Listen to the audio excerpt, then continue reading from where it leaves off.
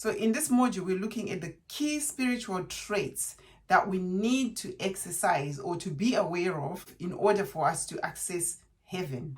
And one of the first traits that we're going to talk about is imagination. What is imagination? Now, scientifically, imagination is defined as the cognitive ability to form mental images, concepts, ideas, or experiences that are not directly derived from one's immediate sensory perception or past experiences. That's the definition according to ChatGPT. And so that is really the definition of imagination. So it's a very powerful visualization tool that we all have as humankind.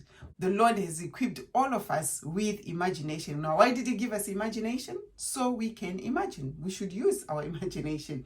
It's not wicked by itself, but you can use it for evil purposes, and you can also use it for good. And in this course, you're going to learn to use your imagination to access heaven for good. So you shouldn't be afraid of your imagination at all. So we can actually use our imagination, like I said, to access the spiritual realm, to access the heavenly realm.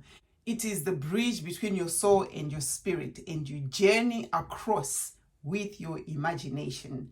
It is a spiritual faculty. This is not a physical faculty at all. We are all familiar with it. We all talk about it, but it is a very spiritual faculty.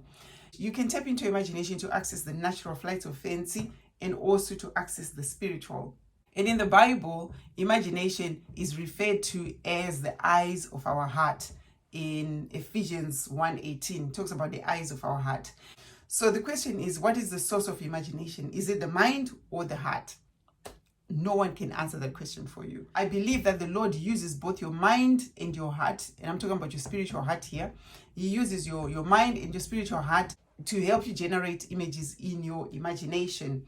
It is a faculty that the Lord created in order to communicate with His children. So the Bible talks about how as we sleep, He communicates to us in our sleep.